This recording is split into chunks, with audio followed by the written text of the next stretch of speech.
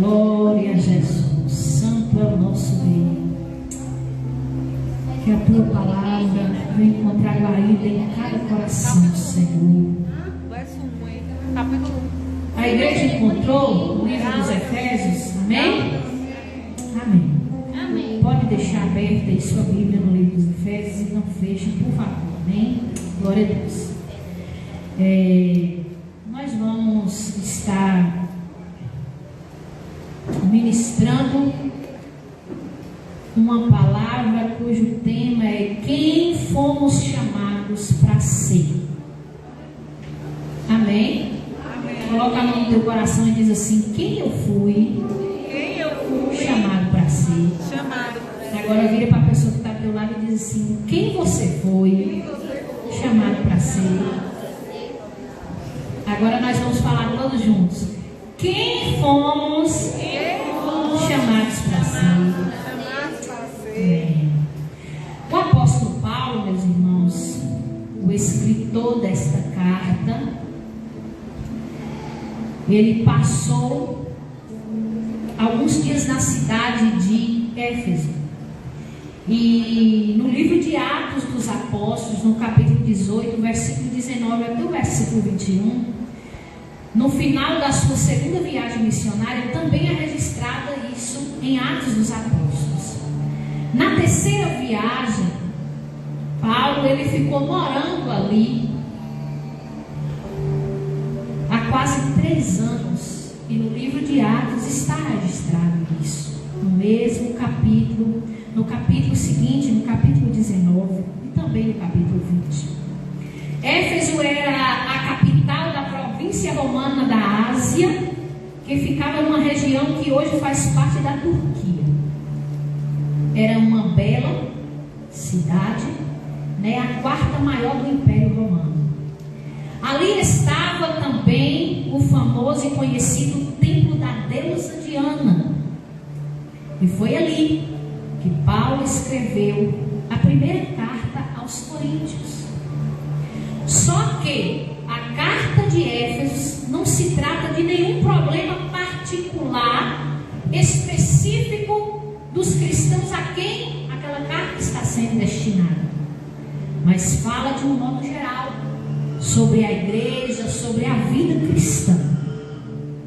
Aleluia. O apóstolo, meus irmãos, ele estava preso quando ele escreveu essa carta. Em 2 Coríntios, no capítulo de número 11, no versículo de número 23, Paulo diz que esteve na cadeia várias vezes. E pelo livro de Atos se sabe que ele esteve preso 2 vezes, uma em Cesareia e a outra em Roma. Mas como nós não sabemos ao certo onde Paulo estava quando ele escreveu a carta, esta carta, é impossível dizer quando é que essa carta foi escrita. Afinal, é uma carta que ela não menciona acerca desses detalhes. Foi o próprio Paulo quem levou o evangelho a Éfeso, onde ele passou quase 3 anos. Eu disse quantos anos? 3 anos na terceira viagem missionária, onde ele trabalhou incansavelmente. No final dessa viagem, já de volta a Jerusalém, Paulo até queria passar por Éfeso, mas ele não pôde. Ele queria chegar a Jerusalém antes do dia de Pentecostes. Então Paulo ele manda chamar os líderes da igreja de Éfeso para se encontrar com ele aonde hoje é a atual Turquia, e ali ele fez um longo e emocionante discurso de despedida. E tudo isso está registrado no livro de Atos dos Apóstolos, no capítulo de número 20, no versículo 17 ao 33. E ali foi a última vez que Paulo viu seus queridos irmãos e irmãs de Éfeso. A carta, ela por si só, ela é muito interessante, meus irmãos. E gostaria que os irmãos meditassem e acompanhassem um pouquinho comigo. Vamos no capítulo 1, onde Paulo ele vai fazer uma introdução.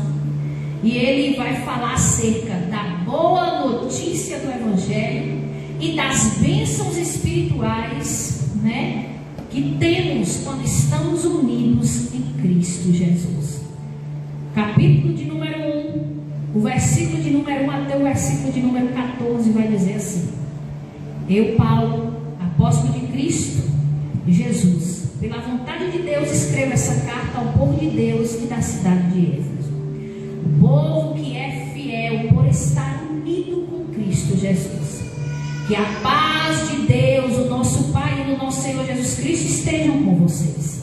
Agradeçamos ao Deus e Pai do nosso Senhor Jesus Cristo, pois Ele nos tem abençoado por estar unidos com Cristo, dando-nos todos os dons espirituais no mundo celestial.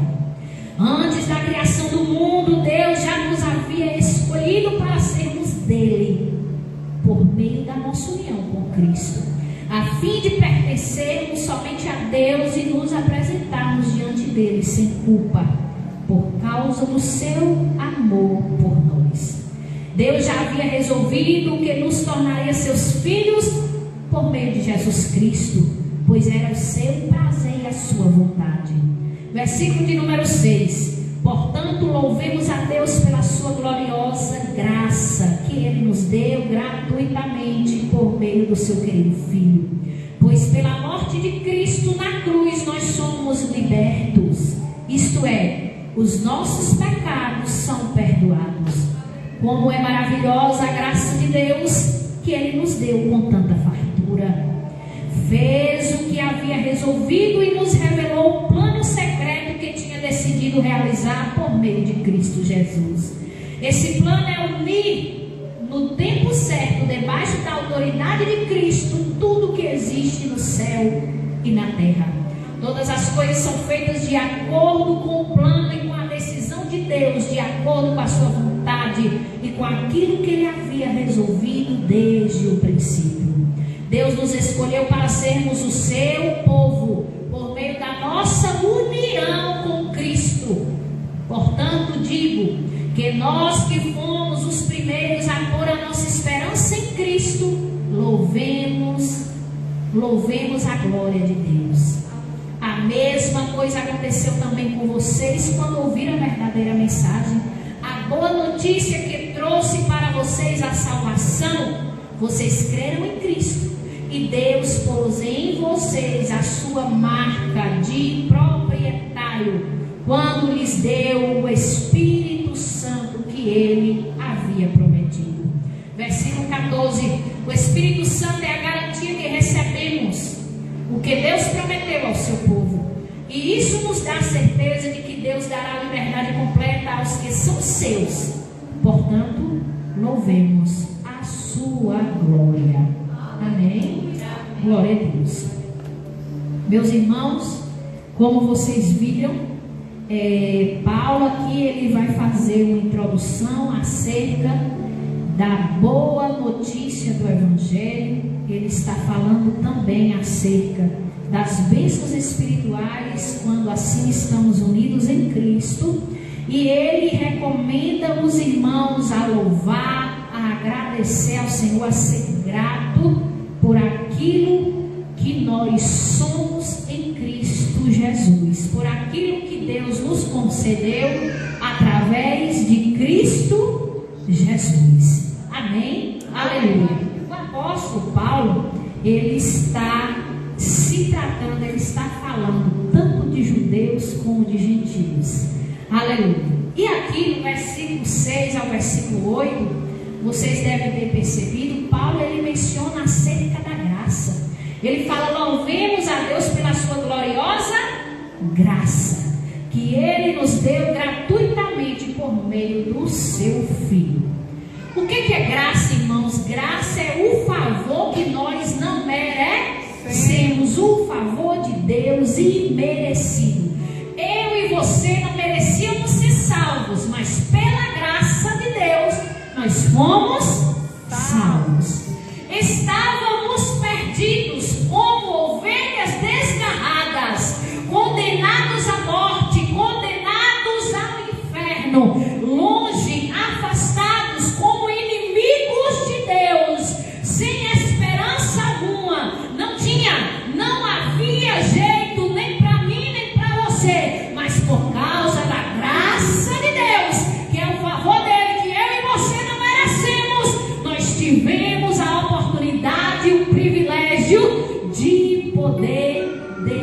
desfrutar da salvação em Cristo Jesus. Aleluia. É somente por Jesus. Aleluia. Deus, ele revela o seu amor incondicional. Por que incondicional? Porque não depende do que eu fiz ou deixei de fazer. Não depende de quem eu sou ou de quem deixou eu ser. É incondicional. O amor dele se revela através de Cristo Jesus por meio da graça, que é aquilo que eu não mereço. É o amor de Deus revelado de forma incondicional para conosco. Aleluia. E ele derrama sobre nós a sua preciosa graça. Através do sacrifício de Jesus Cristo na cruz do Calvário. O que Jesus faz na cruz do Calvário é o amor incondicional de Deus sendo manifestado. É a graça do Senhor sendo revelada e manifestada sobre nós. A graça de Deus, meus irmãos, ela é libertadora. A graça de Deus. E somente a graça seria capaz de desfazer o domínio do pecado em nossas vidas. Somente a graça seria capaz de destruir, de pagar a dívida que eu e você devia, de mudar o nosso estado, a nossa situação de inimigo de Deus para amigo de Deus. Aleluia! Glória seja dada ao nome do nosso Senhor. Ele produz frutos para a nossa santificação. A graça de Deus sendo revelada e manifestada em nossas vidas, ela vai produzir frutos de santificação na minha e na tua vida. A graça de Deus, ela é uma dádiva. Eu disse que ela é o quê? Uma dádiva. Ela é um presente do Senhor a nós. A graça também, ela santifica. Nós temos todos esses privilégios por causa da graça. Porém, a graça também tem as suas exigências. A carta aos Romanos, a semana passada, no domingo passado, foi feita uma exposição muito abençoada da carta aos Romanos aqui. E a carta de Paulo aos Romanos nos mostra isso, irmãos. Nos mostra que a graça também tem as suas exigências. E qual é a diferença de graça com misericórdia? Eu disse que a graça é o favor de Deus que eu e você não merecemos. A misericórdia é aquilo que nós merecemos ter, merecemos passar, mas não temos. Merecíamos a condenação, merecíamos ser condenados, merecíamos a morte, mas a misericórdia de Deus, ela nos alcançou, e é por causa disso que nós estamos aqui. Aleluia. Aleluia. A graça é tudo aquilo que eu recebo de Deus e que eu não merecia. A misericórdia de Deus revelada em minha vida, ela se manifesta de forma que ela me livra de ter aquilo que eu merecia ter. Aleluia. E ai de nós se não fosse a graça de Deus em nossas vidas. Obrigada. Ai de nós se não fosse a misericórdia de Deus em nossas vidas. Estaríamos agora condenados ao inferno. Nós já entendemos, meus irmãos, a importância da graça. Entendemos aqui a importância da misericórdia. Aleluia. Nós não merecíamos o amor de Deus, mas temos o amor de Deus pela sua graça. Não merecíamos a salvação, mas temos a salvação por causa da sua graça. Não merecíamos o que Jesus fez naquela cruz, mas nós recebemos o que Ele fez por nós naquela cruz. A graça de Deus se revelou a nós, ela nos alcançou por meio do seu amor incondicional, da sua infinita bondade através de Cristo Jesus. Mas nós merecíamos ser condenados, nós merecíamos a morte, nós merecíamos o castigo eterno, mas por causa da misericórdia, nós estamos aqui para louvar e engrandecer o nome do nosso Deus. E ainda aqui no capítulo 1, Paulo, no versículo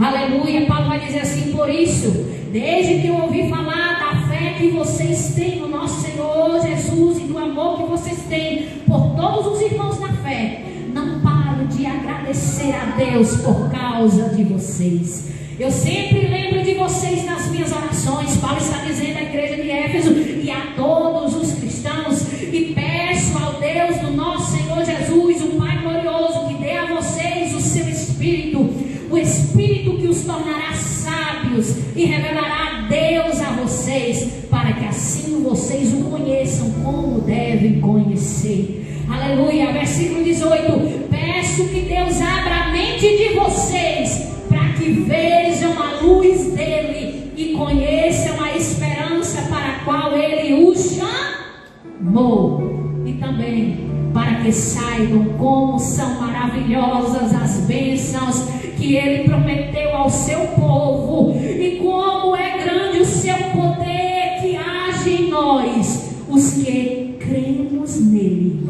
Esse poder que age em nós é a mesma força poderosa que ele usou quando ressuscitou Jesus Cristo e fez com que ele se assentasse ao lado direito no mundo celestial. Cristo reina sobre todos os governos celestiais, autoridades, forças e poderes. Ele tem um título que está acima de todos os títulos das autoridades que existem no mundo e no mundo que há de vir. Deus colocou todas as coisas debaixo da autoridade de Cristo e deu Cristo à igreja como o único Senhor de tudo. A igreja é o corpo de Cristo.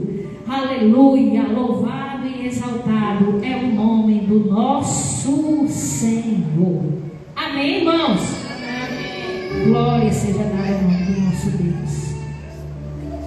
Eu não sei se você já pode contemplar, mas o privilégio daqueles que se renderam ao chamado do Senhor, o privilégio daqueles que foram alcançados pela sua graça, o privilégio daqueles que têm recebido e desfrutado da misericórdia do Senhor, o privilégio daqueles que foram alcançados por Cristo é muito grande.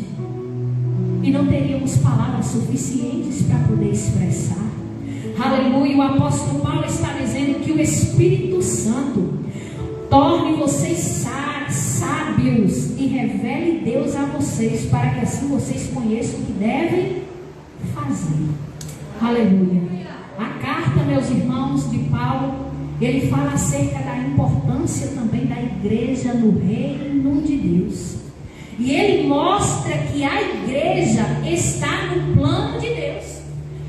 No versículo de número 23, o apóstolo Paulo ele está dizendo isso. Que a igreja é o corpo de Cristo, o qual Cristo completa todas as coisas e em todos os lugares. Paulo aqui ele está falando também acerca da importância da igreja de Cristo. No capítulo 2, olha o que o apóstolo vai dizer. O apóstolo aqui ele está fazendo essa comparação, ele está mostrando o antes e o depois. Ele está dizendo: antigamente, por terem desobedecido a Deus e por terem cometido pecados, vocês estavam espiritualmente mortos.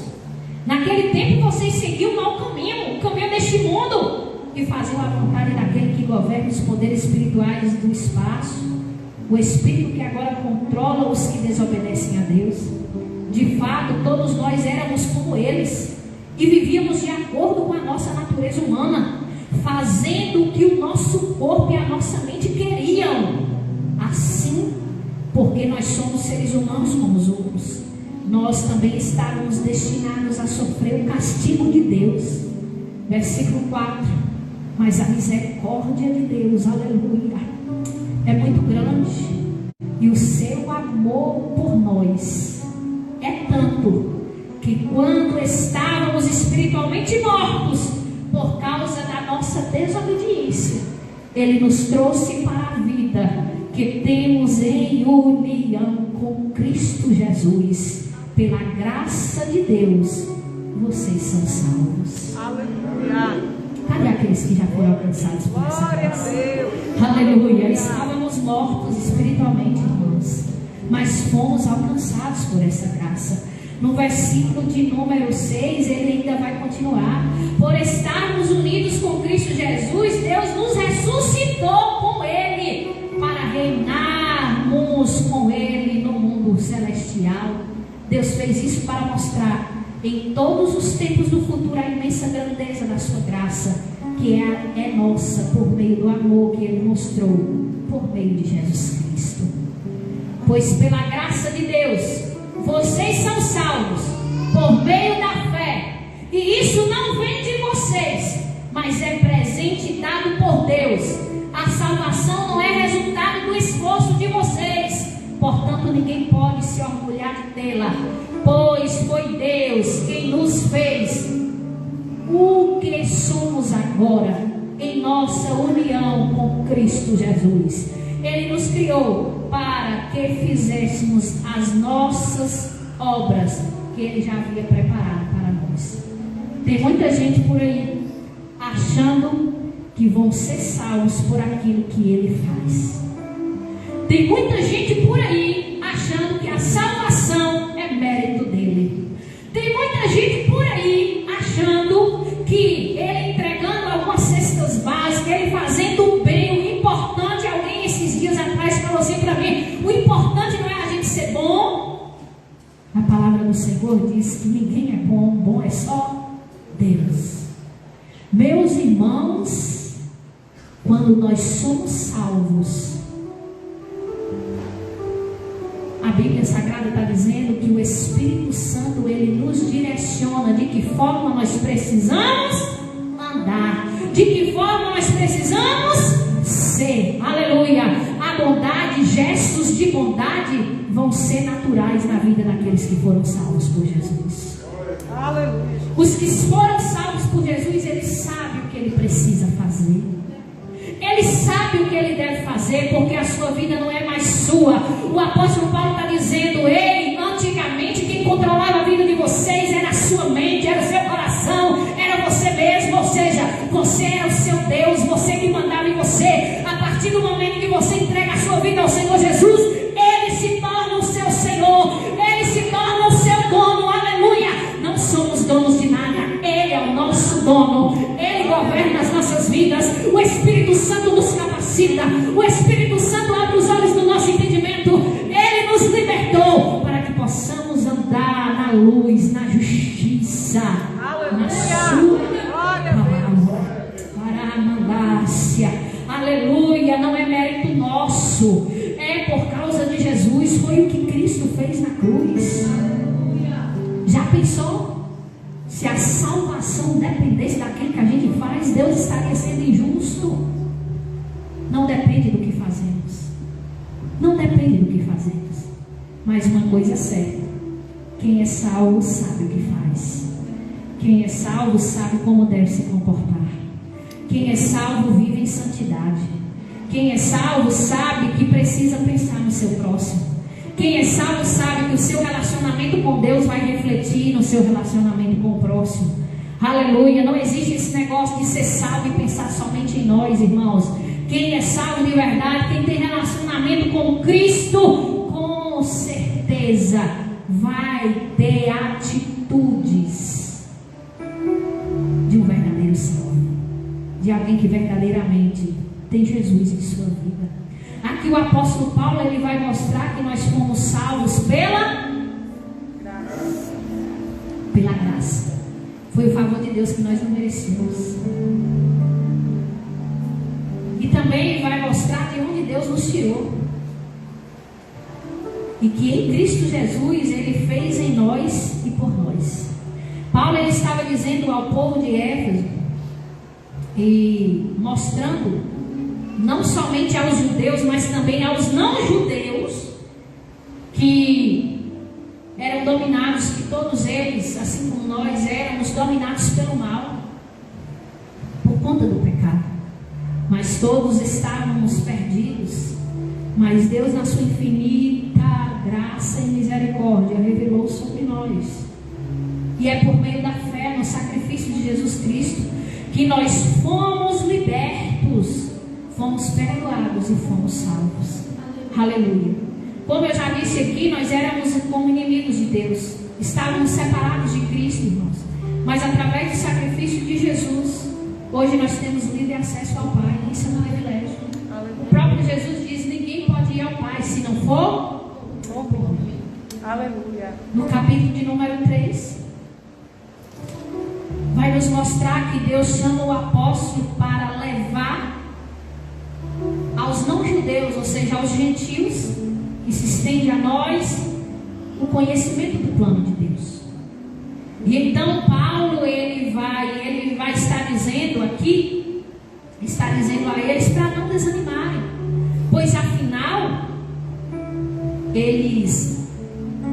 os judeus, eles tinham o direito de chegar na presença de Deus com toda a confiança. Os não-judeus, assim como os judeus. E ele também, meus irmãos, ele faz uma oração. Acompanhe comigo do versículo 14 até o versículo 21. Ele faz uma oração em favor do povo. Olha o que Paulo está dizendo. Por esse motivo, eu me ajoelho diante do Pai, de quem todas as famílias no céu e na terra recebem o seu verdadeiro nome, e peço a Deus que da riqueza da glória, Ele, por meio do Espírito Santo, dê a vocês poder para que sejam espiritualmente fortes. Peço também que por meio da fé Cristo viva no coração de vocês. E eu oro para que vocês tenham raízes e alicerces no amor, para que assim, junto com todo o povo de Deus, vocês possam compreender o amor de Cristo em toda a sua largura, em comprimento, em altura e em profundidade. Sim, embora seja impossível conhecê-lo perfeitamente, eu peço que vocês venham conhecê-lo, para que assim Deus encha completamente o ser de vocês com a sua natureza. E agora, que a glória seja dada a Deus, o qual, por meio do seu poder que age em nós, pode fazer muito mais do que nós pedimos ou até pensamos. Glórias a Deus, por meio da igreja e por meio de Cristo Jesus, por todos os tempos e para todos sempre. Aleluia. Glória seja dada ao nome do nosso Senhor. Na carta é usado aqui algumas figuras para falar acerca da igreja. Como eu disse, você está vendo que o apóstolo, ele está deixando claro para os não-judeus que eles têm agora o mesmo direito dos judeus, a mesma oportunidade dos judeus de se achegar a Cristo, a Deus através de Cristo. Paulo aqui, ele está enfasando, ele está aqui confirmando, ele está aqui o tempo todo mostrando a importância do sacrifício de Jesus naquela cruz para todos aqueles que foram alcançados. Paulo aqui também está mostrando o privilégio que é daqueles que foram alcançados por Cristo, os privilégios que nós temos, as bênçãos espirituais que nós temos. Mas Paulo também, ele está falando de forma específica acerca da igreja, meus irmãos, acerca da igreja. E nesta carta ele vai usar algumas figuras para falar sobre a igreja. Uma das figuras que Paulo usa, Paulo fala, se referindo à igreja, fazendo essa comparação, falando da igreja como edifício, como templo, como povo, como membros. No capítulo de número 2, no versículo de número 19, na parte B até o versículo 21, nós já lemos, nós podemos ver isso. É Paulo se referindo à igreja. Mas uma outra figura que Paulo também fala acerca da igreja é que a igreja é corpo de Cristo. Aleluia. No capítulo de número 4 da carta aos Efésios, no versículo de número 1 ao versículo de número 6, Paulo, ele está dizendo assim: eu estou preso porque eu sirvo ao Senhor Jesus, e peço a vocês que vivam de uma maneira que esteja de acordo com o que Deus quis quando chamou vocês. Sejam sempre humildes, sempre educados, pacientes, suportando uns aos outros com amor.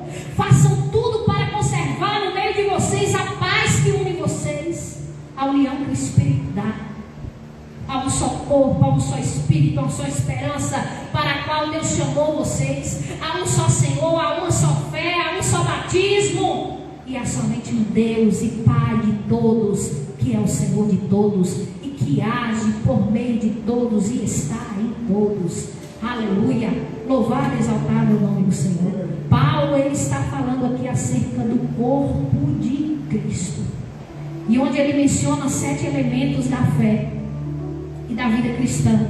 Ou seja, Paulo aqui ele fala da união que o Espírito de Deus dá a quem? Ao corpo de Cristo, à igreja do Senhor. Paulo ele está falando, nós precisamos viver. A igreja ela vive num só corpo, um só Espírito, uma só esperança, um só Senhor, uma só fé, um só batismo, somente um Deus e Pai de todos e que opera em todos. Aleluia. Do versículo 7 ao versículo 16, ele vai dizer assim: porém cada um de vocês recebeu um dom especial de acordo com o que Cristo deu, como diz as Escrituras Sagradas. Quando ele subiu nos lugares mais altos, ele levou consigo prisioneiros e deu dons às pessoas.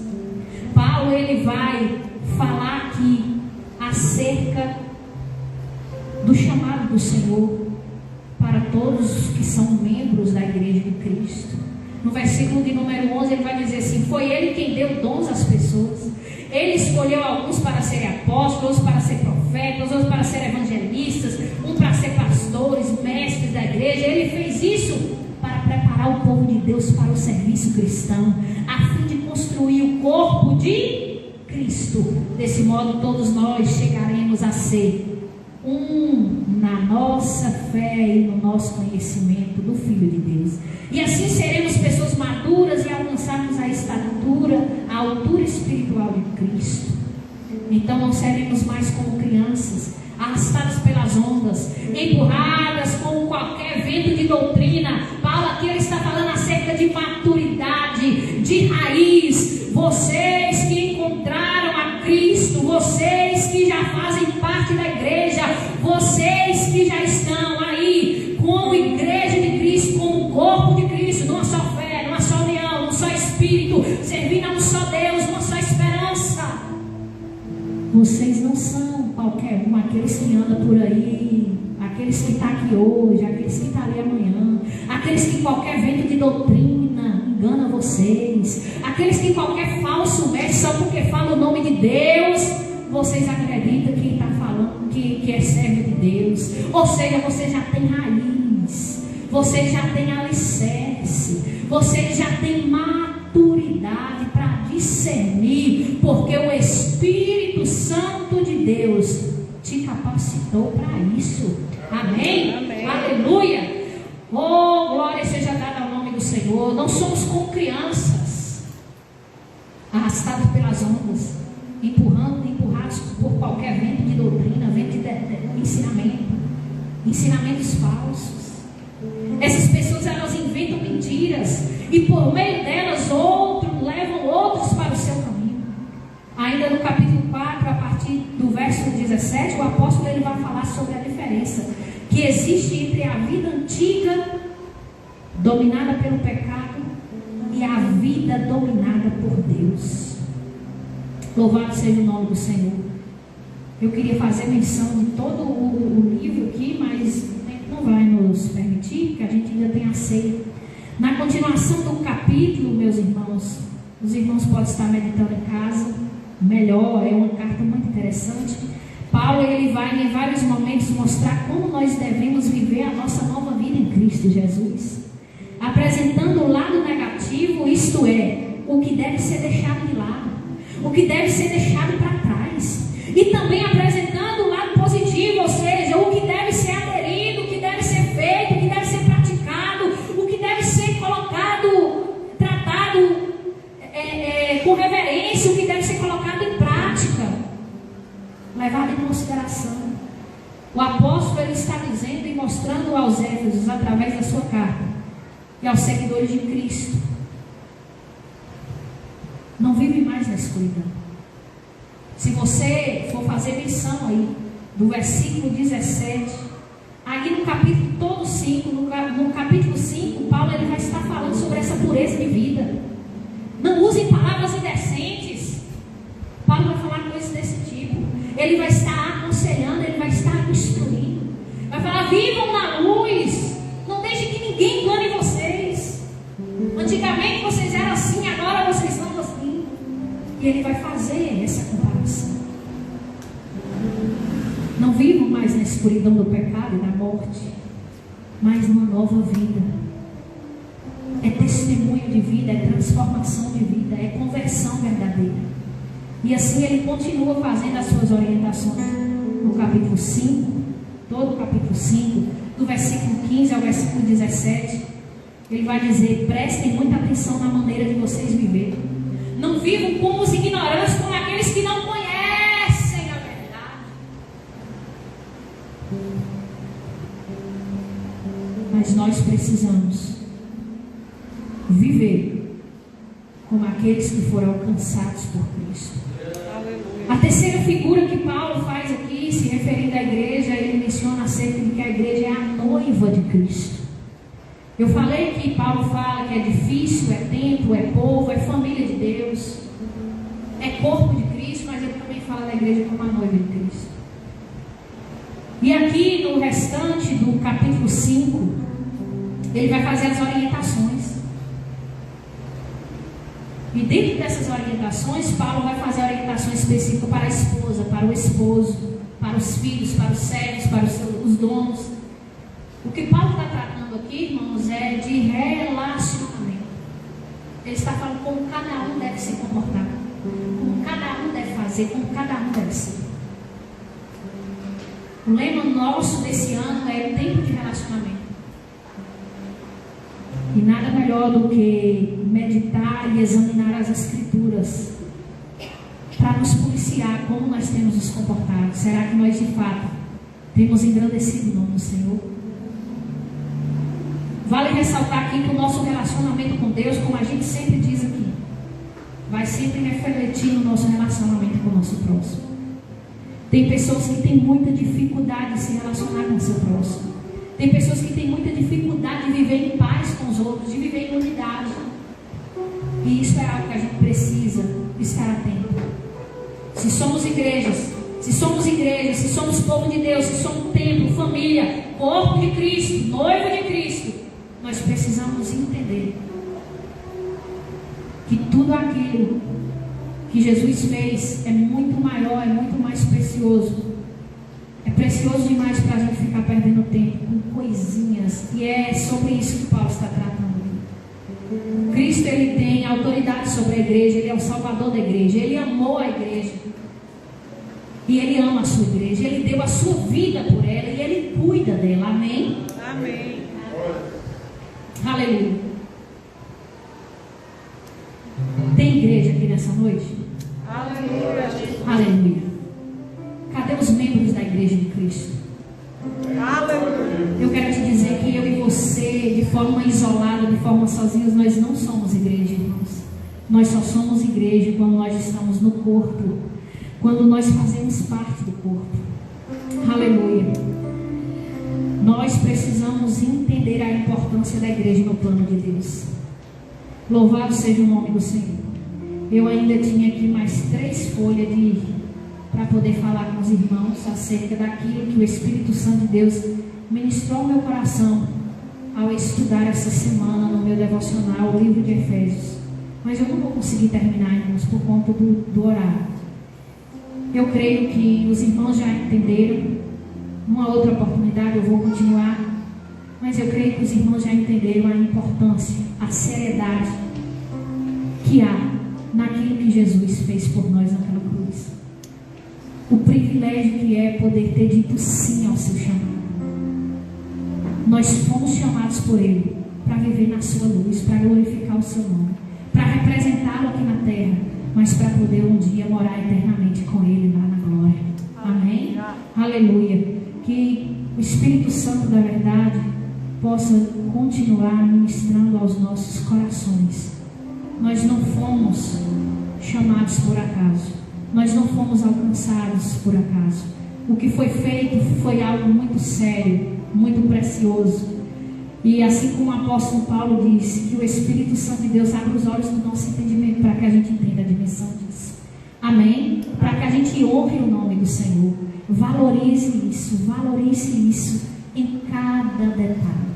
Que o Espírito Santo de Deus faça gerar em nós frutos de santidade todos os dias.